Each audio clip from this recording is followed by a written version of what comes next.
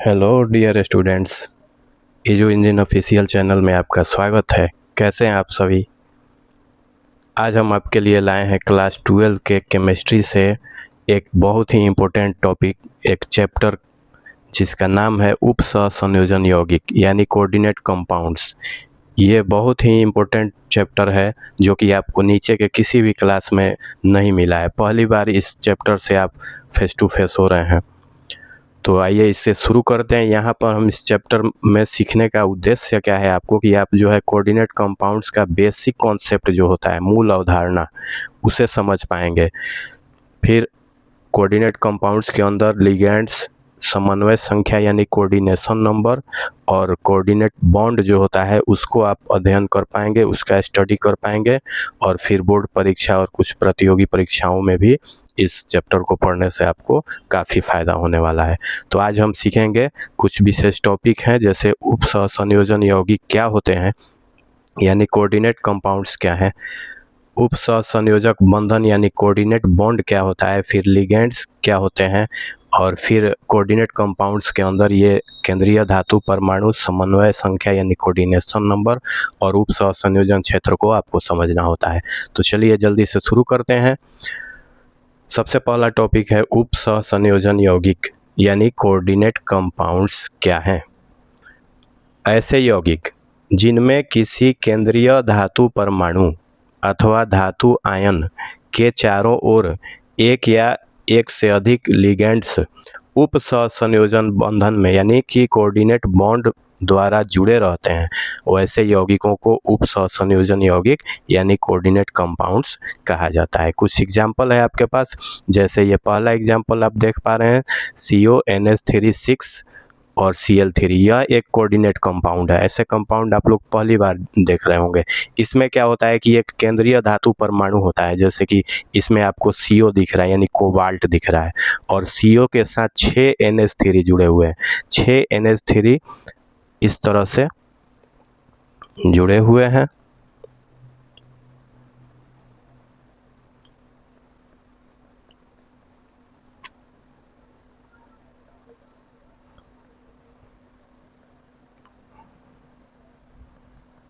इस तरह से 6 NH3 जुड़े हुए हैं, लेकिन वो जो है ये NH3 सभी कोऑर्डिनेट बॉन्ड में जुड़े होते हैं। तो कोऑर्डिनेट बॉन्ड में क्या होता है कि एक ही परमाणु जो है दोनों इलेक्ट्रॉन यानी जो लोन पेयर इलेक्ट्रॉन होते हैं उसे प्रदान करता है। तो यहाँ पे प्रदान करने वाला जो है उसके तरफ से एरो कोबाल्ट को दिया जा रहा है, यानी कि नाइट्रोजन जो है कोबाल्ट को लोन पेयर इलेक्ट्रॉन दे रहा है अपना जो है ऑक्टेट पूरा करने के लिए। तो इस तरह से यहाँ पे ये जो आपको दिख रहा है यह एक कॉम्प्लेक्स है। तो यही जो है कॉम्प्लेक्स यौगिक हैं, कॉम्प्लेक्स कंपाउंड्स हैं यानी कोऑर्डिनेट कंपाउंड्स हैं, जिसमें एक केंद्रीय धातु परमाणु होता है जैसे यहाँ कोबाल्ट था, और उसके साथ कुछ समूह या परमाणु जैसे यहाँ NH3 है, ये जो है कोऑर्डिनेट बॉन्ड द्वारा जुड़े होते हैं। कुछ और एग्जाम्पल यहाँ पे आपको दिख रहे हैं, ये सभी कोऑर्डिनेट कंपाउंड्स के एग्जाम्पल हैं। इनका नाम अभी आपको नहीं बताया जा रहा है क्योंकि इनका नामकरण का कुछ विशेष रूल होता है। जब आप उस रूल को सीख लेंगे तो खुद ही आप इस नाम को रख पाएंगे। अगर सिंपल भाषा में कहते हैं तो कोऑर्डिनेट कंपाउंड्स में एक धातु आयन होता है जो कि उसके केंद्र में होता है, ये केंद्र हो गया धातु आयन, और उसके लिगेंड्स जो है जो जुड़े होते हैं वो उसके सहयोगी होते हैं, और दोनों मिलकर एक अस्थायी संरचना बनाते हैं जो कि कोऑर्डिनेट कंपाउंड कहलाता है। आइए एक नज़र थोड़ा सा कोऑर्डिनेट बॉन्ड को देख लेते हैं कि उपसहसंयोजक बंधन क्या होता है। तो देखिए, आप केमिकल बॉन्ड पढ़े हुए हैं कि किसी अणु में परमाणुओं को एक साथ बांध कर रखने वाला बल केमिकल बॉन्ड कहलाता है। तो केमिकल बॉन्ड आप 3 प्रकार के पढ़े होंगे, इलेक्ट्रो और कोवैलेंट और कोऑर्डिनेट, यानी आयोनिक बॉन्ड, कोवैलेंट बॉन्ड और कोऑर्डिनेट बॉन्ड। तो यहाँ पर आयोनिक बॉन्ड में क्या होता है कि इलेक्ट्रॉनों का आदान प्रदान होता है। कोई परमाणु जो है इलेक्ट्रॉन देता है और कोई परमाणु इलेक्ट्रॉन को ग्रहण करता है। जैसे NaCl आप पढ़ते हैं तो Na जो है डोनेट करता है और क्लोरीन जो है उसको गेन करता है, तो Na पर प्लस और Cl पर माइनस रहता है, और इस तरह से दोनों आयोनिक बॉन्ड में बंध जाते हैं। उसी तरह से कोवैलेंट बॉन्ड होता है तो उसमें इलेक्ट्रॉनों की साझेदारी होती है, जैसे H2 अणु में, O2 अणु में, Cl2 अणु में। आप देखे होंगे इसको, 11th में भी पढ़े हुए हैं। और कोऑर्डिनेट बॉन्ड क्या होता है कि इसमें भी साझेदारी होती है, लेकिन दोनों लोन पेयर इलेक्ट्रॉन एक ही परमाणु द्वारा दिया जाता है। कोवैलेंट में दोनों परमाणु बराबर बराबर इलेक्ट्रॉन देते हैं और साझेदारी में लगाते हैं, लेकिन कोऑर्डिनेट बॉन्ड में एक ही परमाणु दोनों लोन पेयर इलेक्ट्रॉन प्रदान करता है। तो चलिए हम देखते हैं उपसहसंयोजक बंधन का डिफिनीशन। जब किसी बंधन यानी बॉन्ड के निर्माण के लिए आवश्यक दोनों इलेक्ट्रॉन केवल एक ही परमाणु द्वारा दिए जाते हैं, तब बनने वाले बंधन को यानी बॉन्ड को कोऑर्डिनेट बॉन्ड यानी उपसहसंयोजक बंधन कहते हैं। एग्जाम्पल के लिए इसका सबसे अच्छा एग्जाम्पल होता है अमोनियम आयन, जो कि NH4 से लिखते हैं। एक बार आप देख लीजिए NH4 में कैसे बॉन्ड पूरा होता है।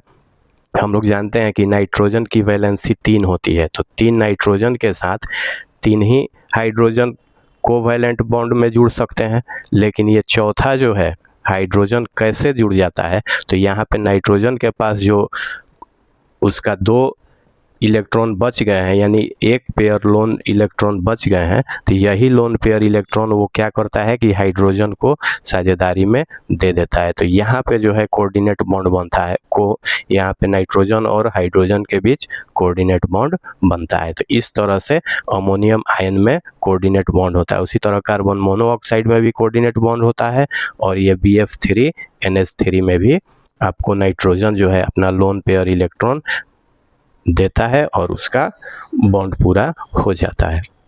अगला टॉपिक है कि उपसहसंयोजन यौगिक जो होते हैं उसके कितने मुख्य भाग होते हैं।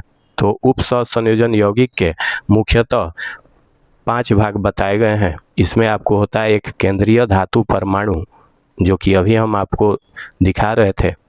और यहाँ देखिए ये कोबाल्ट जो है, नीचे देख पा रहे हैं आप, कोबाल्ट जो है यह केंद्रीय धातु परमाणु है। और लिगेंड्स क्या है, तो लिगेंड्स जो है केंद्रीय धातु परमाणु का जो सहयोगी है, यानी 6 ठो जो NH3 जुड़ा हुआ है वो लिगेंड्स है। यह जो है केंद्रीय धातु परमाणु को इलेक्ट्रॉन युग्म प्रदान करता है। ये सभी टॉपिक को हम बारी बारी से आगे डिटेल में पढ़ेंगे, अभी सिर्फ इनका इंट्रोडक्शन हो रहा है। उपसहसंयोजक बंधन होता है जो धातु और लिगेंड को जोड़े रहता है। कोऑर्डिनेट आप अभी पढ़े कि केंद्रीय धातु परमाणु और लिगेंड जो होते हैं वो कोऑर्डिनेट बॉन्ड द्वारा जुड़े होते हैं। और फिर उपसहसंयोजन क्षेत्र, ये जो बड़ा ब्रैकेट आप देख पाते हैं इसमें, यहाँ पे जो आप देख रहे हैं ये बड़ा ब्रैकेट जो दिया हुआ है, इस बड़े ब्रैकेट को के अंदर जो भी चीज़ें हैं, जो भी परमाणु अणु जो भी हैं, वो सभी उपसहसंयोजन क्षेत्र कहलाते हैं। और एक बड़े ब्रैकेट के बाहर एक प्रति आयन रहता है, जो कि ये आयन को प्लस माइनस को बैलेंस करने के काम आता है। जैसे यहाँ पे हम अगर ऐसे इसको CONH3 6 और ये बड़ा ब्रैकेट दे देते हैं, तो ये उपसहसंयोजन क्षेत्र है। अब ये होता है कि उपसहसंयोजन क्षेत्र कभी कभी आयनिक होता है, जैसे कि ये जो उपसहसंयोजक क्षेत्र हम लिखे हैं यहाँ पे 3+ होता है, तो इसको बैलेंस करने के लिए 3 ठो क्लोरीन जो है लगाना पड़ता है, क्योंकि आप जानते हैं कि 1 क्लोरीन पर 1 माइनस होता है, तो 3 क्लोरीन पर 3 माइनस चार्ज हो जाता है। तो इस तरह से ये जो है Cl3 प्रति आयन हो गया, 3 ठो क्लोरीन जो है प्रति आयन हो गया, जो कि कोष्ठक के बाहर यानी ब्रैकेट के बाहर रहता है। तो यहाँ जो आप ये जो यौगिक देख रहे हैं, इसमें केंद्रीय धातु परमाणु CO3+ है, इसकी ऑक्सीकरण अवस्था 3+ दी है। यह केंद्रीय धातु परमाणु CO है। और लिगेंड जो है वो NH3 है। आप देख रहे हैं 6 ठो लिगेंड इसमें जुड़े हुए हैं। और उपसहसंयोजन क्षेत्र जो कि बड़े ब्रैकेट के अंदर का क्षेत्र है, यह उपसहसंयोजन क्षेत्र है। और क्लोरीन आयन जो कि 3 ठो है, यह प्रति आयन है। तो इस तरह से हम किसी भी उपसहसंयोजन यौगिक के जो अलग अलग पार्ट्स होते हैं, अलग अलग भाग होते हैं, उन्हें समझ पाते हैं। आगे अगर इस चैप्टर को, इस टॉपिक को आपको पढ़ना है तो इसके भाग को समझना अति आवश्यक है। इसे आप दोबारा देख करके अच्छे से समझ लीजिएगा। अगला टॉपिक है द्विक लवण। द्विक लवण यहाँ पे इसलिए शामिल किया गया है क्योंकि द्विक लवण देखने में कोऑर्डिनेट कंपाउंड्स जैसे ही लगते हैं, बड़ा सा इनका भी फॉर्मूला होता है, लेकिन ये जो है कोऑर्डिनेट कंपाउंड से बिल्कुल अलग होते हैं। तो यहाँ पे हम देखेंगे कि सबसे पहले द्विक लवण क्या होते हैं। तो ऐसे लवण जो दो सरल लवणों यानी सिंपल साल्ट्स के निश्चित अनुपात में क्रिस्टलीकरण से बनते हैं तथा जलीय विलयन में पूर्णतः आयनित हो जाते हैं, उन्हें द्विक लवण कहते हैं। जैसे कि हम फिटकरी जो देखते हैं, फिटकरी जो है पोटास एलम उसका नाम है। तो ये K2SO4 into Al2SO4 thrice into 24H2O। तो यहाँ पे देखिए ये यहाँ पे दो लवण है, द्विक लवण। इसको डबल साल्ट कहने का मतलब इसमें दो साल्ट है, एक हो गया आपको K2SO4 और एक हो गया एल्यूमिनियम सल्फेट यानी Al2SO4 का थ्राइस। तो दो साल्ट हो गए। और ये 24H2O जो है यह क्रिस्टलीकरण का जल है यानी वाटर ऑफ क्रिस्टलाइजेशन। तो इसमें दो साल्ट हो गए आपको, पोटेशियम सल्फेट और एल्यूमिनियम सल्फेट। तो ये हो गया डबल साल्ट यानी द्विक लवण। फिर मोर साल्ट एक होता है, कभी एग्जाम में भी ये पूछता है, बहुत ज़्यादा ऑब्जेक्टिव में इसका फॉर्मूला पूछता है। तो मोर साल्ट में क्या है बाबू, तो FeSO4 है यानी कि फेरस सल्फेट और NH4 का ट्वाइस SO2 यानी SO4 यानी अमोनियम सल्फेट। तो ये दोनों सल्फेट जो है ये साल्ट है और 6H2O क्रिस्टलीकरण का जल है। तो मोर साल्ट भी एक डबल साल्ट हो गया यानी द्विक लवण हो गया। और ये डोलोमाइट जो है इसमें तो साफ साफ दिख रहा है कैल्शियम कार्बोनेट लवण और मैग्नीशियम कार्बोनेट लवण, ये दोनों लवण से बना हुआ है। तो यह भी है डबल साल्ट है। तो ये द्विक लवण है जो कि देखने में बड़े से लगते हैं और लगते हैं कि ये भी कोऑर्डिनेट कंपाउंड्स हैं, लेकिन ये कोऑर्डिनेट कंपाउंड्स नहीं है। इसका क्या है कि इसको जल में जैसे ही डालते हैं तो इसके आयन टूट जाते हैं। जैसे ये नीचे जो आपको CaCO3 इंटू MgCO3 दिया हुआ है, तो अगर हम इसको जल में डालते हैं तो कैल्शियम आयन अलग हो जाएगा, कार्बोनेट आयन अलग हो जाएगा, फिर मैग्नीशियम आयन अलग हो जाएगा और आपको फिर से कार्बोनेट आयन उसका भी अलग हो जाएगा। तो ये सभी आयन अलग अलग टूट जाएंगे। तो ये जो होता है डबल साल्ट का गुण होता है कि ये पूर्णतः आयनित हो जाता है, जलीय विलयन बनाते ही यह पूर्णतः आयनित हो जाता है। लेकिन वही अगर कोऑर्डिनेट कंपाउंड्स है तो उसको आप जल में डाल भी देते हैं, लेकिन वो अपना ओरिजिनल जो पहचान है उसको बनाए रखते हैं। एक बार हम लोग देख लेते हैं कि द्विक लवण और उपसह संयोजन यौगिक में क्या अंतर है। द्विक लवण आयनीकरण का सबसे पहले दोनों का तुलना करते हैं। तो द्विक लवण जो है विलयन में, जलीय विलयन में पूर्णतः आयनित हो जाता है और इसके सभी आयन स्वतंत्र हो जाते हैं। जैसे हम आपको यहाँ पे दिखाए कि ये द्विक लवण था तो कैल्शियम कार्बोनेट और मैग्नीशियम कार्बोनेट के जो आयन है वो पूर्णतः अलग हो गए हैं। और वही उपसह संयोजन यौगिक रहेगा तो इसका ज़्यादा आयनीकरण नहीं होगा, यह सिर्फ जो है प्रति आयन अलग हो जाएगा और जो बड़े ब्रैकेट के अंदर का पार्ट था वो अलग होगा, लेकिन यह पूर्णतः आयनित नहीं होगा। फिर अस्तित्व है, द्विक लवण जो है केवल ठोस अवस्था में अस्थायी होते हैं। जैसे ही विलयन बनाइएगा तो ये अपनी पहचान खो देते हैं, जब अलग अलग आयन हो जाएंगे तो यौगिक का पहचान खो जाएगा। और उपसह संयोजन यौगिक का अस्तित्व अगर देखते हैं तो ठोस अवस्था हो चाहे विलयन का अवस्था हो, दोनों अवस्थाओं में यह अस्थायी होते हैं, यह अपघटित नहीं होते हैं। और दोनों में अगर बंधन का प्रकार देखें कि कौन सा बॉन्ड होता है, तो द्विक लवण में आपको बताया कि दो लवण होते हैं, साल्ट होते हैं। तो साल्ट में जो है वह आयनिक बॉन्ड होता है, तो द्विक लवण में आयोनिक बॉन्ड होता है। और कोऑर्डिनेट कंपाउंड्स में जैसे नाम से ही पता चल रहा है कि कोऑर्डिनेट बॉन्ड होता है। आप ऊपर देखे भी हैं कि एक ही परमाणु लोन पेयर इलेक्ट्रॉन प्रदान कर रहा है तो वह कोऑर्डिनेट बॉन्ड होगा। अब एक द्विक लवण का एग्जाम्पल यहाँ पे दिया हुआ है, पोटेशियम सल्फेट और एल्यूमिनियम सल्फेट, और उपसह संयोजन यौगिक का एक एग्जाम्पल दिया हुआ है CONH3 का थ्राइस 6 इंटू Cl3। तो ये दोनों में अंतर था। मुख्य अंतर यही है कि विलयन की अवस्था में द्विक लवण अपघटित हो जाते हैं, लेकिन उपसह संयोजन यौगिक जो है अपघटित नहीं होते हैं। अब देखिए अगला टॉपिक है लिगेंड्स। बहुत ही इंपॉर्टेंट टॉपिक है। आप जानते हैं लिगेंड्स जो होते हैं वही इलेक्ट्रॉन युग्म का दाता होते हैं, डोनर होते हैं, और केंद्रीय धातु परमाणु इन्हीं से इलेक्ट्रॉन प्राप्त करके बंधन में बंधता है। सबसे पहले इसका डिफिनीशन देखते हैं। ऐसे आयन या अणु जो अपने पास उपस्थित एक या एक से अधिक एकाकी इलेक्ट्रॉन युग्म यानी लोन पेयर इलेक्ट्रॉन, यानी जो किसी बंधन में नहीं बंधा हो। जो इलेक्ट्रॉन बंधन में बंध जाता है उसे बॉन्ड पेयर इलेक्ट्रॉन कहते हैं, और जो किसी अन्य परमाणु के साथ बंधन में नहीं बंधा होता है तो उसको लोन पेयर इलेक्ट्रॉन कहते हैं। जैसे नाइट्रोजन होता है तो नाइट्रोजन का वैलेंस इलेक्ट्रॉन 5 होता है। इस 5 में से अगर वो हाइड्रोजन के साथ एक एक का साझेदारी में लगा देता है तो इस तरह से यहाँ पे जो इलेक्ट्रॉन है ये सब बॉन्ड पेयर इलेक्ट्रॉन हो जाते हैं। इसको बीपी लिखा जाता है, बॉन्ड पेयर। और ये जो इलेक्ट्रॉन है वो बच गए हैं तो इनको कहा जाता है लोन पेयर यानी एलपी। तो ये लोन पेयर इलेक्ट्रॉन जो है ये लिगेंड जो है, जैसे NH3 भी लिगेंड है, तो NH3 जब बनेगा तो नाइट्रोजन के 3 जो है इलेक्ट्रॉन हाइड्रोजन के साथ बंध जाएंगे, लेकिन 2 इलेक्ट्रॉन ये लोन पेयर इलेक्ट्रॉन है जो कि खाली रहेंगे और वो केंद्रीय धातु परमाणु को प्रदान कर देता है। तो ऐसे आयन या अणु जो अपने पास उपस्थित एक या एक से अधिक एकाकी इलेक्ट्रॉन युग्म यानी लोन पेयर इलेक्ट्रॉन केंद्रीय धातु परमाणु या आयन को प्रदान करते हैं उन्हें लिगेंड कहा जाता है। लिगेंड की विशेषताएं हैं, इसकी विशेषताएं प्रमुख हैं। जैसे लिगेंड इलेक्ट्रॉन युग्म का दाता होता है, ये अपना जो है लोन पेयर इलेक्ट्रॉन देता है। और लिगेंड में कम से कम एक लोन पेयर इलेक्ट्रॉन अवश्य होता है। एक से अधिक भी हो सकता है लेकिन कम से कम एक रहना चाहिए जो कि वह केंद्रीय धातु परमाणु को प्रदान कर सके। लिगेंड धातु आयन के साथ कोऑर्डिनेट बॉन्ड में बनते हैं, अपना लोन पेयर इलेक्ट्रॉन प्रदान करते हैं और कोऑर्डिनेट बॉन्ड बनाते हैं। जैसे कुछ उदाहरण दिया हुआ है, NH3 एक लिगेंड है जो कि उदासीन प्रकृति का होता है, H2O लिगेंड है जो कि उदासीन होता है, और ये आपको Cl-, Cn-, OH-, ये भी लिगेंड्स हैं, ये जो है ऋणात्मक प्रकृति के हैं यानी कि एनायनिक नेचर के हैं।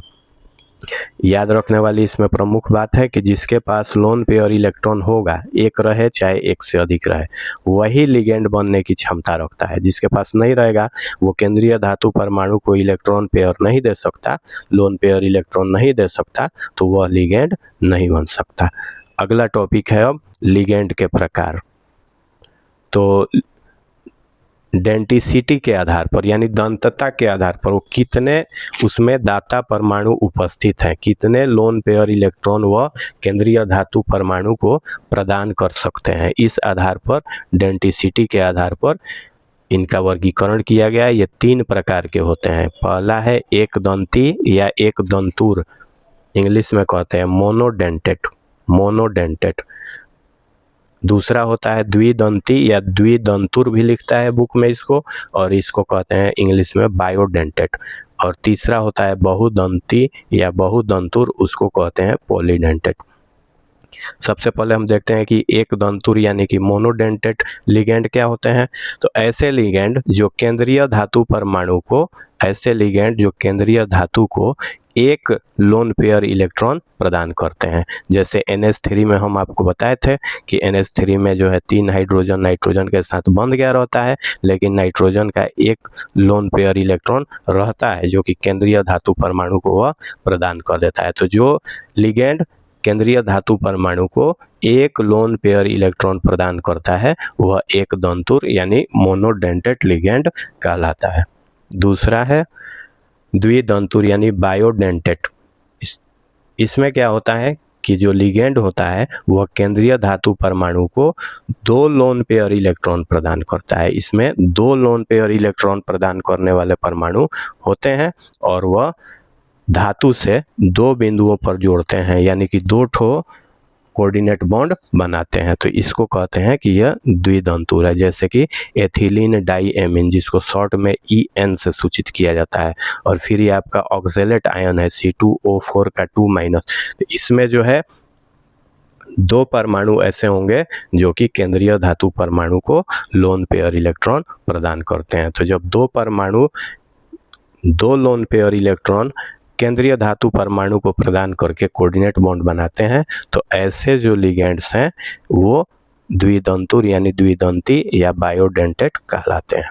उसके बाद है बहुदंती। अब 2 से अधिक लोन पेयर इलेक्ट्रॉन अगर कोई लिगेंड प्रदान कर देता है केंद्रीय धातु परमाणु को, तो उसको हम लोग कहते हैं कि ये बहुदंती है, यानी 2 से अधिक वह लोन पेयर इलेक्ट्रॉन केंद्रीय धातु परमाणु को प्रदान करता है। जैसे एग्जाम्पल है EDTA, ये शॉर्ट में इसको EDTA बोलते हैं।